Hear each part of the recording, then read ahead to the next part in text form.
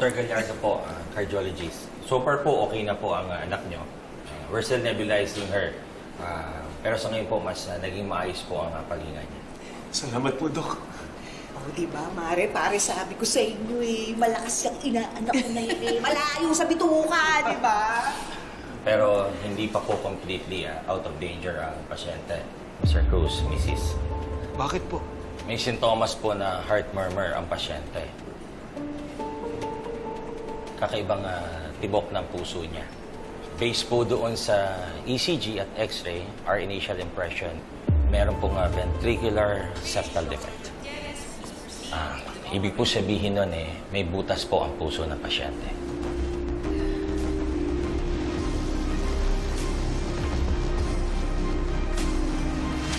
Butas ho sa puso. Paano ho nangyari? Napapacheck up po ba ang bata? Medyo matagal na nga po yung huli kasi pag hinihika naman po siya, naagapan po namin. Grabe lang po talaga yung atake niya kanina. Hiningal ho siya tapos nanghina. Kasi nakipagtakbuhan ho kasi siya sa mga kalaro niya kaya sinugod ka agad namin dito. Iyan po ang isa sa mga sintomas ng sakit niyan. Dok, ano ho bang pwede namin gawin? Para po malaman natin kung gaano kalaki po ang butas ng puso niya. Usually po sa case kasi niyan, kailangan po ng operasyon para maisara po ang butas. Kung ito po ay magagawa natin ng mas maaga, mas makakabuti po para sa kanya. Kailangan niyo lang pong paghandaan dahil malaking halaga po ang kakailanganin sa operasyon.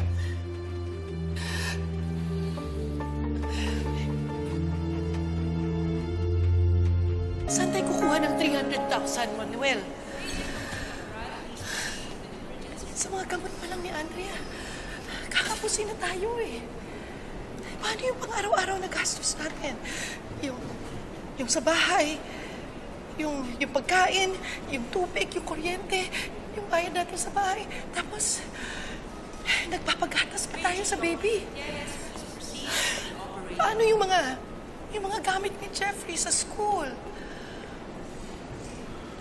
Mag-abroad kaya ako. Total, matagal na akong inaaya ni Paring Abel. Paging Dr. Mendoza to Neuro Ward. Ano? Dr. Mendoza to Neuro Ward. Mahal, di ba napag-usapan na natin to? Na kahit anong mangyari, hindi tayo maghihiwalay. Iba na yung sitwasyon ngayon. May sakit yung anak natin. Mahal, kahit ilang overtime ko dito, hindi ko kikitain yun. Alam mo naman kung gano'n ang kalit ang sweldo ng janitor dito sa atin. Di tutulong ako. Bukod sa longganisa, gagawa ako ng tusino, ng tapa. Tapos kakausapin ko pa si Maring Paz para matulungan niya ako, para makabenta ka agad. Nararakit ako. Mahal, huwag ka lang umalis. Pero mahal, hindi sa minamaliit ko, ha? Magkano lang kikitain mo dyan? Kulang pa rin yung para sa operasyon ni Andrea. Paging Dr. Fabian to ER. Dr. Fabian to ER. Siguro tayo nagkaaga na to. Kasi pinaparusahan tayo ng Diyos. Kasi hanggang ngayon, wala pa rin basbas yung pagsasama natin. Mahal naman Kasal talaga ang pag-uusapan natin ngayon. Saka na yan. Unahin muna natin si Andrea.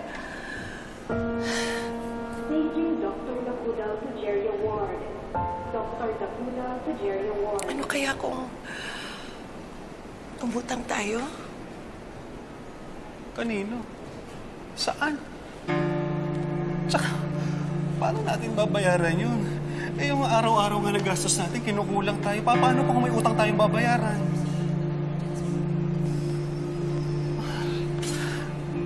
Ayoko rin maghiwalay tayo, pero para sa anak natin, nakahanda akong magsakripisyo.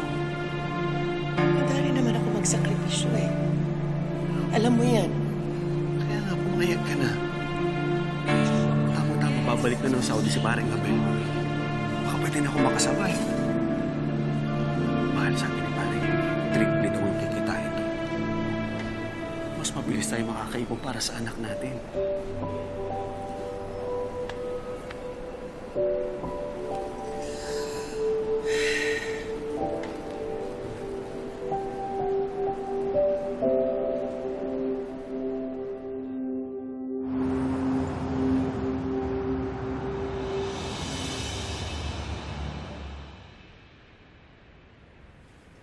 aalis po kayo? Anak, para sa'yo naman yung gagawin ni tatay eh. Para may pambayad tayo sa operasyon mo. Pero di po ba sabi ng doktor, basta wag lang siya masyadong maglalaro. Basta di magpapapagod. Okay lang na hindi mo na-operahan? Oo nga po, Tay. Promise ko po na hindi na po ako tatakbo.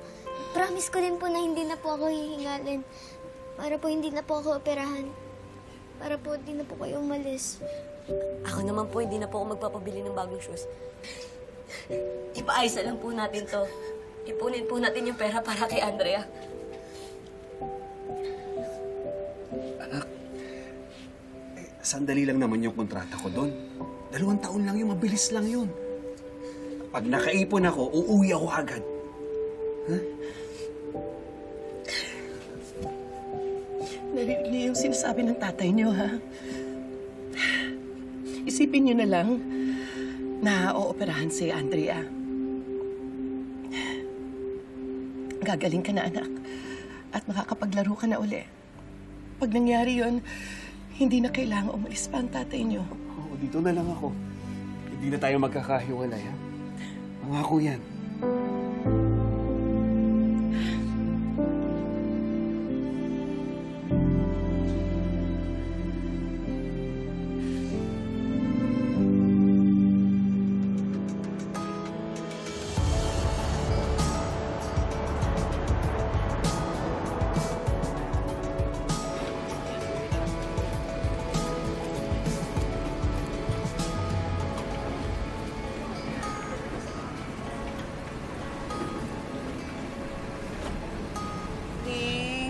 Tumawag ka kaagad, ha? Pag landing ka agad ng eroplano para alam namin safe kayo, ha?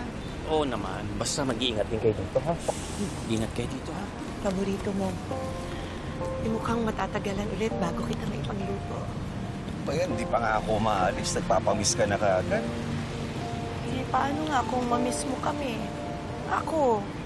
Baka mamaya niyan, ha? May titingin ka ng ibang babae. Ano yung pinagsasabi mo? Sa ganda mo yun, bakit pa ako titingin sa iba?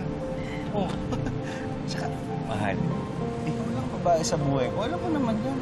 Talaga? Promise? Promise yan.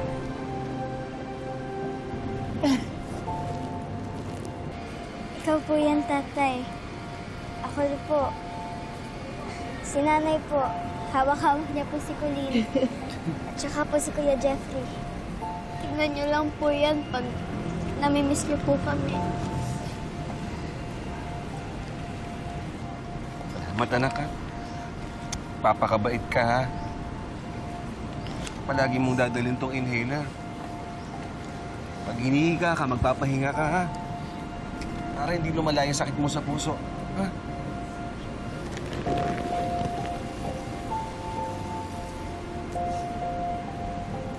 Ito naman, tay. Hindi niyo po ito tatanggalin, ha? Para hindi niyo po ako makalimutan. Jeffrey, ikaw na muna ang magiging haligi ng tahanan, ha? Ikaw magiging katuwang ng nanay mo.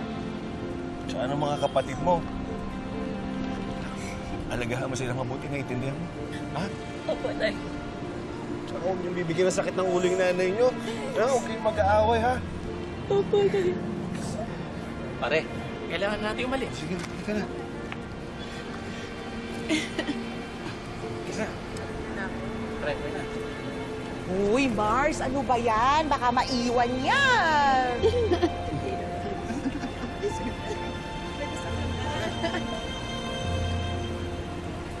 Tay! Tay!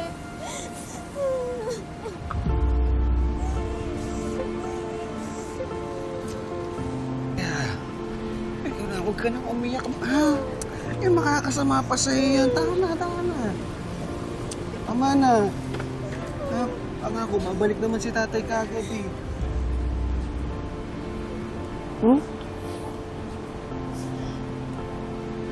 Anak, tama na. Maliliit ang tatay mo niyan. Mag-ingat kayo lagi, ha? Mahal, ingat.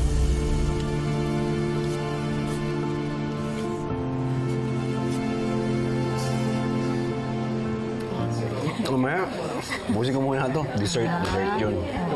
Thanks for coming, guys. Mahirap talaga dito eh, sa Saudi. Siyempre, lahat naman tayo ginagawa para sa pamilya natin. Si Nanang, matanda na, tsaka sakitin pa. Kaya, nang mamatay si Tatang, ako na talagang tumayong breadwinner sa amin. Ako na nagpaaral doon sa 2 kong kapatid. Ikaw, breadwinner ka rin ba? Tumutulong naman yung asawa ko.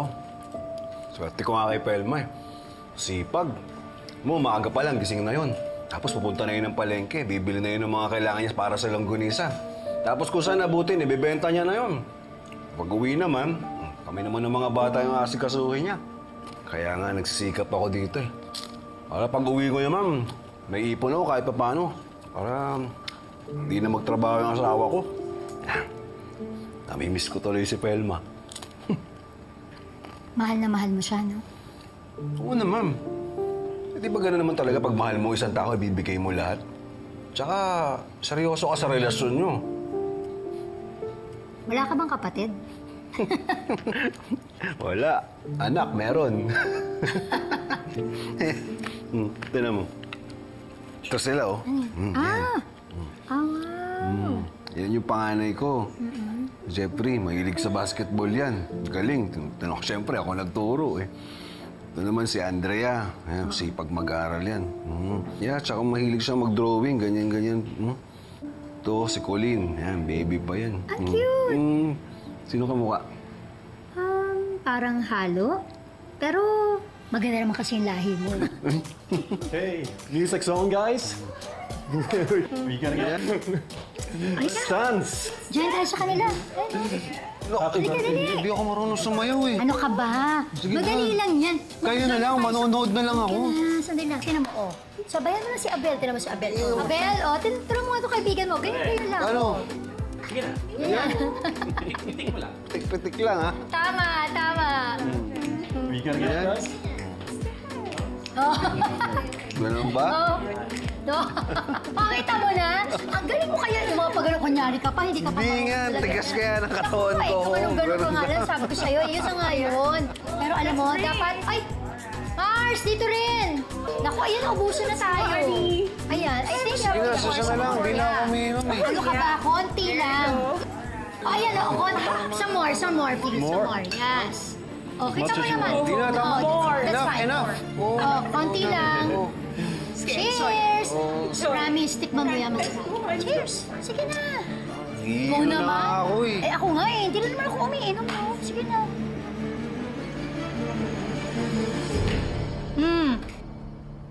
Grabe ka naman. Ilan pa lang naman yan naman. Isa pa. More. Tama na nga. Sige. Okay ka ba? Okay ka lang, di ba? Nahihilo ka ba? Oo eh. Humawak ka sa akin para hindi ka masyado hawak ka sa akin ganyan. Okay? Sige Inom na naman. Hindi nga masarap eh.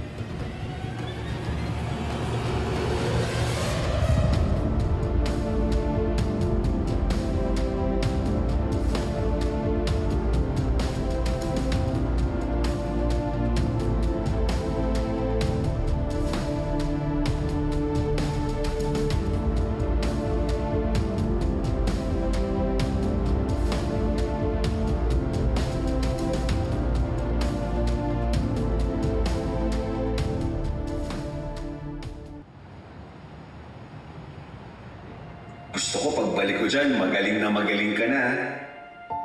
Promise, ipapasal kita sa dagat. Doon, tumakbo ka hanggang gusto mo. Miss na kita. Love you.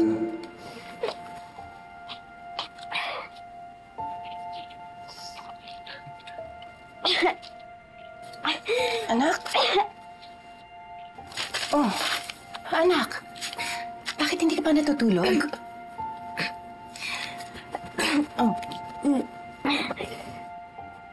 Nakalimutan ko po kasi yung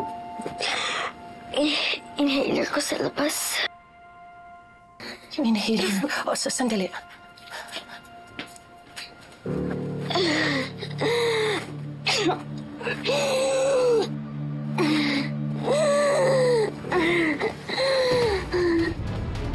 Andrea?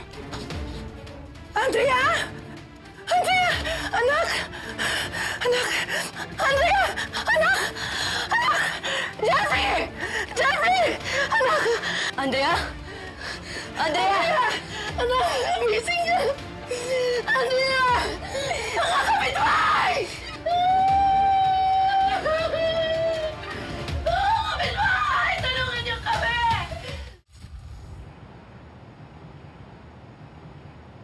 Mrs., kausapin ko lang po kayo saglit.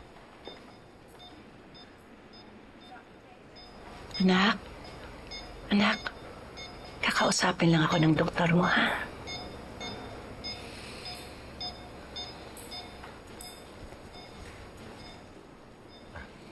Yes, Mrs. Cruz, based po sa initial test namin, may possibility po na nagkaroon ng pulmonary hypertension ang anak ninyo. Ano po yun? Na-overload ng dugo yung baga niya dahil sa butas ng puso niya. Kailangan niya pong maoperahan kaagad. Po? Hindi po namin alam kung saan po kami hahanap ng ganong halaga. Baka naman po meron kayong mahingan ng tulong na kamag-anak or charity. Ang kailangan lang po makapag-desisyon kayo as soon as possible. Excuse me po.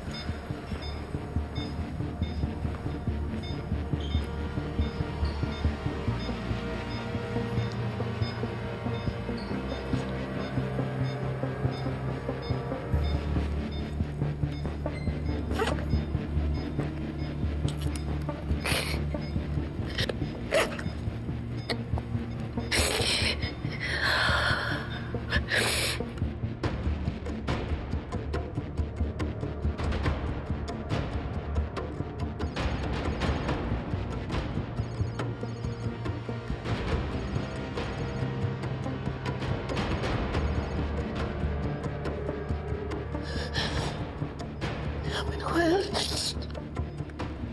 sumagot ka.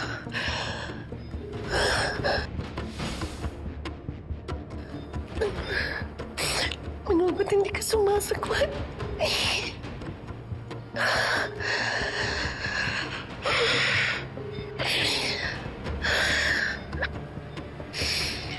Manuel, sumagot ka.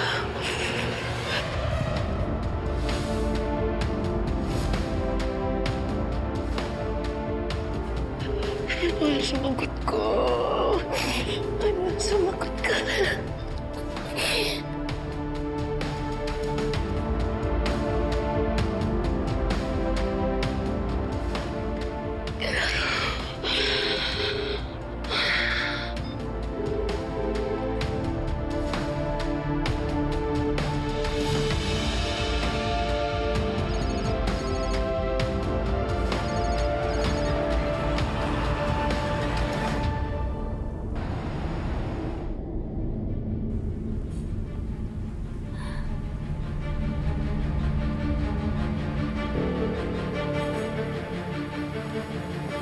Ano nangyari? Tinatanong mo pa. Lasing na lasing ka kagabi. Pinipilit mo akong halikan. Ayoko sana pero wala na akong nagawa. Nakainom din ako.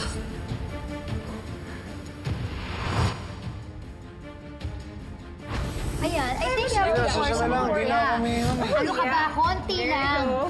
Oh, okay ka pa ba? Hilo na ako. Grabe ka naman. Ilan mo lang naman yan naman. Isang patawarin mo ako. Alam mo, nire-respeto kita, di ba? Tsaka may pamilya kasi ako. Sana talaga. Pero nangyari na. Manuel, nagawa mo na. Saan ka pupunta? Kailangan ko lang umalis. Manuel!